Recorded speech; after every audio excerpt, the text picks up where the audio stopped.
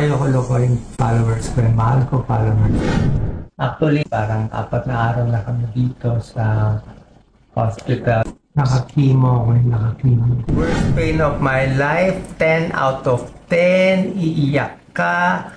Humihiyaw lang buong gabi. Sasakit siya, para siyang may kutsilyo na may sumasaksak sa likod mo. Balik, so bukol na to, malaking malaki daw. Isa sa pinakamalaki na nakita nila. Saan siya nagtatago? Ba't di ko nakapat? Nalaman na yung kalaban, ang pangalan, sarcoma. Very rare. Naipit pa yung puso ko. Puso ko nakapisa.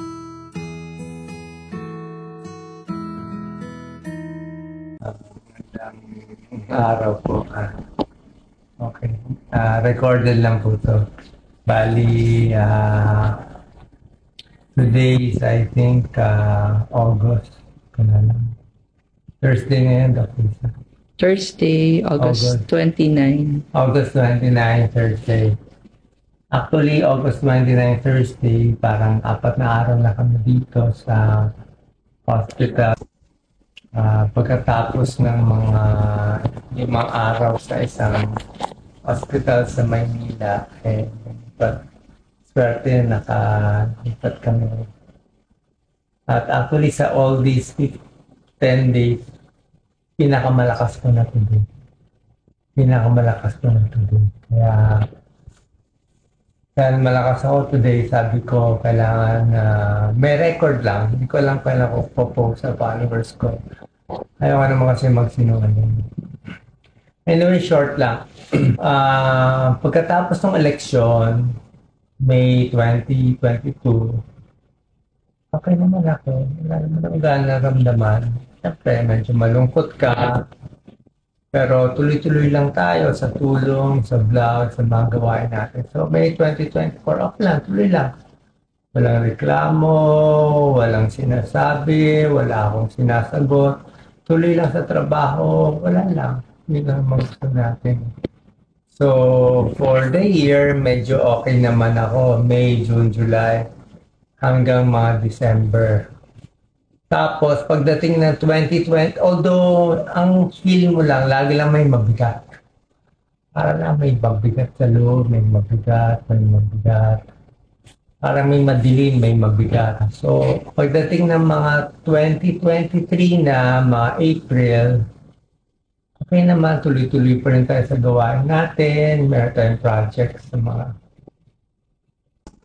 project sa Birchtree Advance, sa Century Foods. Century Foods, sila yung magawa ng Century 2 na may charity work tayo sa kanya. Every month, 2 beses punta tayo sa mahirap na lugar. At nagtatalk kami ni Doc Lisa, nagbibigay ng libreng Birchtree Advance, yung mga nutritional drink pampalakas. Wala po kaming talent dito, libre lang, gusto ko lang tumulong. Pero wala kasi ako pambayad para makakuha ng crowd, makatulong. Mahal mag-medical mission. So sila nagbibigay. Pero napansin ko na mga 2023 na, mga April, medyo hirap na ako mag-medical mission. Pag mainit, ayoko na mainit. Hindi ko na kaya sa mainit. Parang may hingal, may pagod, paglulun ko, parang ayaw na. Kaya mapapansin nyo yung mga vlogs ko nung mga 2023, parang ang tips ko lagi, palapit sa edad 60. Yung Thomas na nagkakaedad, nangihina, nahihilo, nagmamanas, di ba? Yan naman, namamaya, nawawala yung muscle, lumiliit ang mga kamay. In-expect ko, ano lang to, aging. At pagdating ng October 24, 2023, bali wala pang 1 year ago, doon ako nag 60th birthday, senior ako. Wala pa ako gano'n naramdaman, pero nung birthday ko, around 8 months ago, doon ako nakaramdam ng back pain.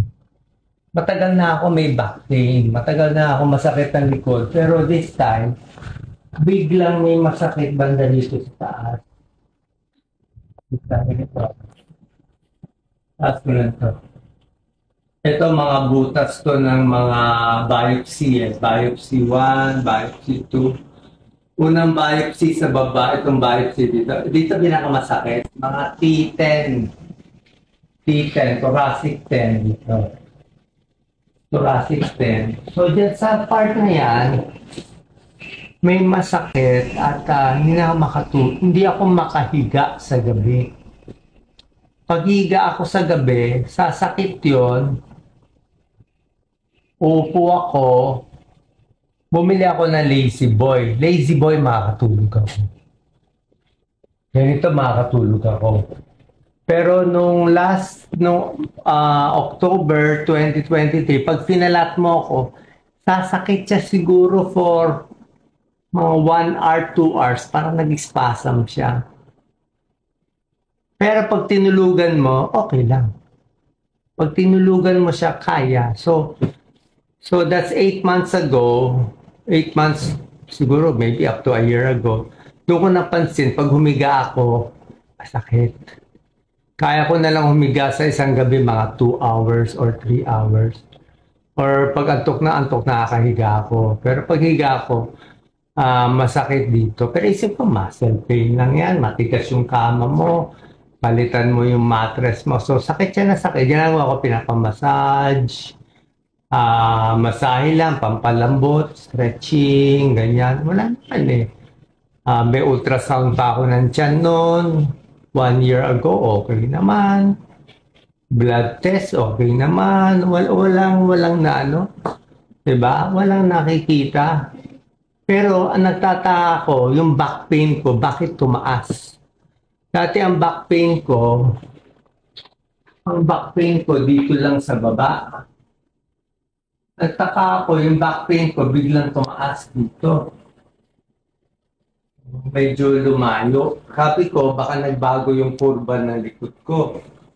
Baka ito kasi lumubog eh. Ito, bigla siyang lumubog. Ito biglang lumundo. Sabi ko, bakit ganon? So, mga 1 year ago na nga na yan lang bagal na hindi ko pwede magsalita nito. I-splice na lang. Shortcut ko na lang. Hindi naman ako. Nakapagod po. Nakakimo ako. Nakakimo. Pero ayoko lokohin kaya followers ko. Mahal ko followers ko. Mahal ko followers ko. Mahal ko kayo. Niwala kayo. So, nasaan na ba ako dito? Then after you had back pains. Okay. So, nung nag-back pain ako 1 year ago, hindi ko lang pinapansin. So, pasakit. Until shortcut na natin no mga August 28 ngayon, di ba? So, baka gawin natin August 18 or 19. Mga August 18, 19, bago ako nagpa-admit sa hospital sa Maynila for the 3 days, sumobra sakit ang likod ko. Tsaka iba pang symptoms ko, yung tiyan ko lumalaki. Sunday yon on a weekend. Ito naman po kayo. Si Doc Lisa, magpapahinga ko na ako. Okay lang. August 17, 18, 19, you had back pains. So August 21, Wednesday, August 20, Tuesday, yun, laboratories. August 20, then we pa-admit na. Kailan tayo nag-admit? August 20, Tuesday. Sumakit mga August 17, 18. 18, 19, that weekend. Akit mo ako.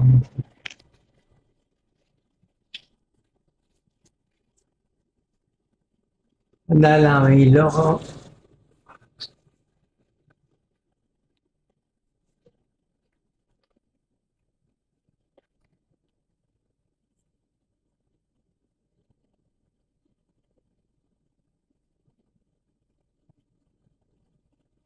Dok, ba't ka masungit?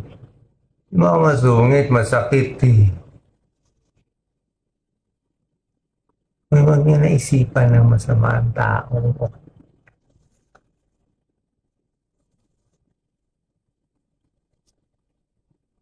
So, sumakit siya bigla. Sobra-sobra sakit. Worst pain of my life, 10 out of 10. Iiyak ka. Lahat na ng buong gabi walang tulog. Mula pag upo sa lazy boy sa gabi hanggang sumikat ang araw, walang tulog. Nakaupo. Dasal ng dasal. Humihiyaw lang buong gabi. Sasakit siya para siyang may kutsilyo na may sumasaksak sa likod mo. Saksak, saksak, saksak. Ito. Saksak, saksak, saksak. Ito. Di mo alam ang position. 3 days. Kala ko spasm, body spasm. Kasi wala makita sa labas. So, 3 days, sobrang pain.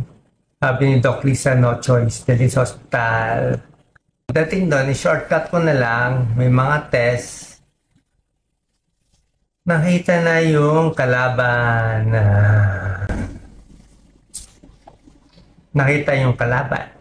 Ang kalaban natin ay wala pang pangalan ng una. Bigay ko na yung pangalan. Pero wala pang balik. So, bukol na to, malaking malaki daw. Isa sa pinakamalaki na nakita nila. Mga 16 centimeters. Kanyang kalaki. Saan siya nagtatago? Ba't di ko nakapa? Kung ito ang spinal cord sa likod, ito yung harap, tiyan. Ito, spinal cord. Spinal column. Spinal column, puso. Esophagus, puso, buto, dibdib, harap. Okay, dibdib, harap, puso, esophagus, artery vein, liver, spinal column, gulugod sa likod. Nagtago siya sa gitna ng harap ng gulugod, dikit sa puso. Okay, so dito siya, lumaki hanggang 16 centimeters. Hindi mo makakapa sa likod, sakto siya. Hindi mo makakapa sa harap, dito lang, lumalaki na siya dito. Lahat naman ng lalaking iba manginginom, syempre lumalaki yung tiyon. Hindi mo makakapa, ito kabay mo. Can't feel it. Kasi may fat eh. So paglaki niya dyan, inipit niya esophagus, inipit na niya ngayon yung artery, inipit na niya yung inferior vena cava, magang-maga na yung pako. Ito, less na to Nagbawas na to. Bawas na to. Pero ito, maga ito lahat. Maga. Natanggalan na ako ng mga 4 na litro. Pero paga pa ako. So, ganun na niya. So anyway, nagtago siya doon, inipit na lahat. Yung mga dugo ko dito sa paa, hindi na maakyat sa puso. So, pasalamat ako. Barado na ito eh. Ayun eh. Barado na siya. Hindi niya nakita. Dahil dyan, ang akyat ng dugo ko sa azygos veins. Alam ko ng doktor. Aralin niyo azygos veins. Barado, inferior, pati superior vena cava ko. Ito ba galit? Hindi masyado today. Nag-jaundice ako nanilaw ako. Magaling na, medyo gumaling kasi today kaya hindi niya na makita. Nakita niyo na lang huling symptoms. Pakita mo itong maugat ko dito, Lisa. Kita ba nila? Oh, that's to. Ano? Galit na galit. Oh. Hanggang likod pa. Ito mo. Yung mga ano, pasa. Hindi siya pasa ugat-ugat. Salina. Ito nyo. Yes. So, dyan na lang dumadaan. Anyway, shortcut. Ang laki-laki na niya. Tsaka ko na lang kwento nangyari. Pero, hindi na kaya sa Pilipinas. Malilate ako sa Pilipinas. Yung biopsy results ko sa Pilipinas, I have to wait 1 week or more. Kasi maraming holiday. 4 na holiday. Hindi na ako abot. Feeling ko talaga noon, mabuhay lang ako hanggang next 24 hours masaya na ako. Isip ko talaga mamatay na ako. At sa tingin ko mamatay na talaga ako kung wala nangyari. So, swerte lang nakapunta ako dito. Macau, isang kaibigan ng kaibigan. Pagpunta ko dito, sa loob ng isang araw, grabe. Umaga, PET scan, biopsy, tanghali. Kinabukasan, may resulta na. 3 CT scan, CT angio, ang bilis. Doktor, lahat nandito. Hindi ako special case. Hindi ako special case dito. Hindi VIP. Hindi ako VIP dito. Nagmamakaaw, nasabi pa ng doktor, parang hindi siya tumatanggap ng new cases eh.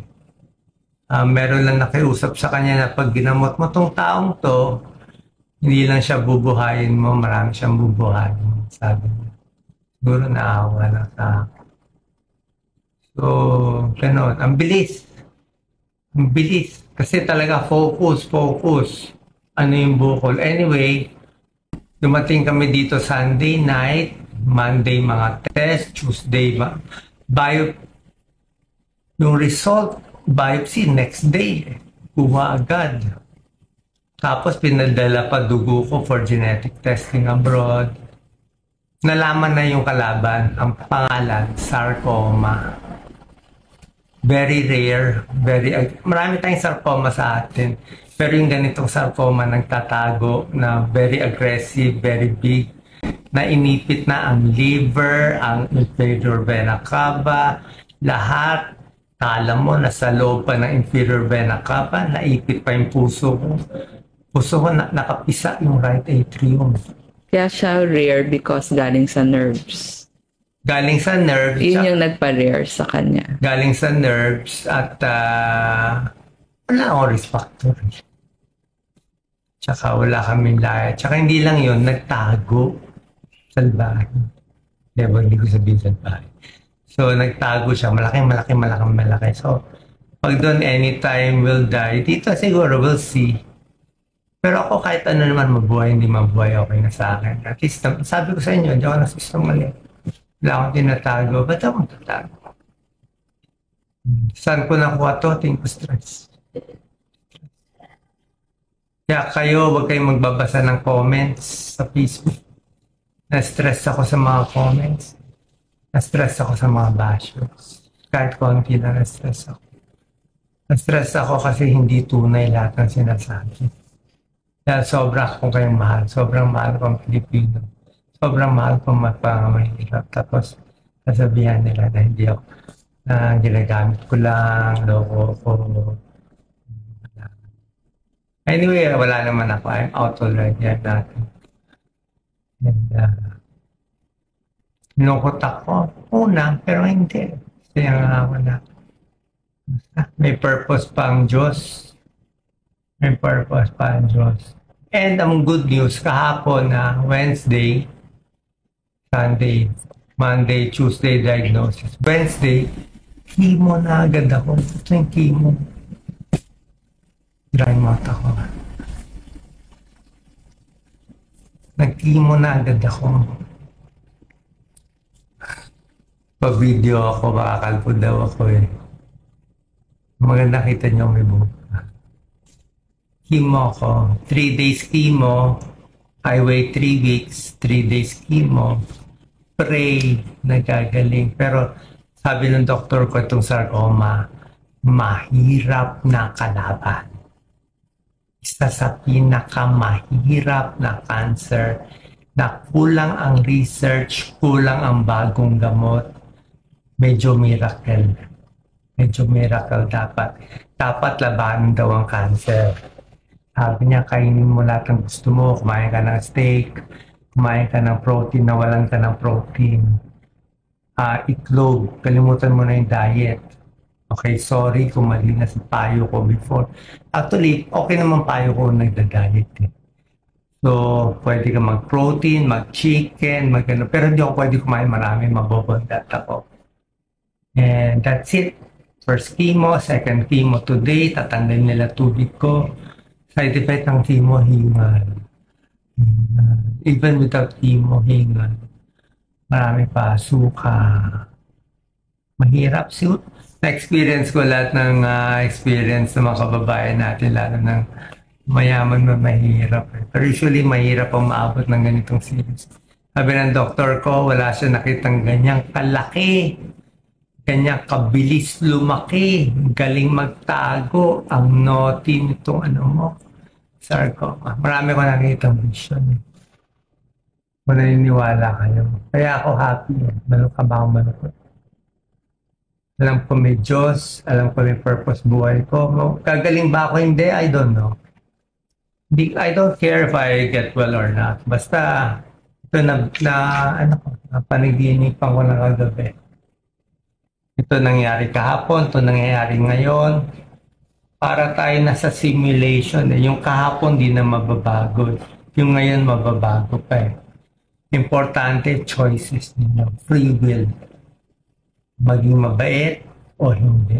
Magpatawad, hindi. Tumulong, hindi. Kung desisyon nyo masama, tuloy-tuloy sa masama. Pati anak nyo apektado. Pag desisyon nyo maganda, mabait, matulungin, I love you all. Hindi to biro. Mahal ko talaga yung tao. Babae natin. Hindi ko pwede sabihin dati. Mukha akong tanga. Sasabihin ko. Pero ngayon may sarcoma na ako. Pwede ko na sabihin. Okay. Salamat sa lahat ng mga tumulong na dasal. Very important. More prayer. Pero din naman ako yung isa yung dasal. Gusto niyo lang po dasal. Ayun na po. Mahal kong followers, kung mag-iiyak ko masyado. Sana mag-ayos-ayos sa pamilya, love, forgiveness, compassion, and huwag magalit. Ayusin ang sarili. Sabi ko nga, kaya ilalaban tayo eh. Sabi ko sa doktor, Dr. Ang, I'm ready to fight. Sabi ng doktor ko, may cancer ka, fight with me. Parang Pacquiao versus Marquez fight, palakas ka. Tayo si Pacquiao, palakas ka, kumain ka na marami. Palakas ka kasi may chemo ka eh. Marami kang chemo.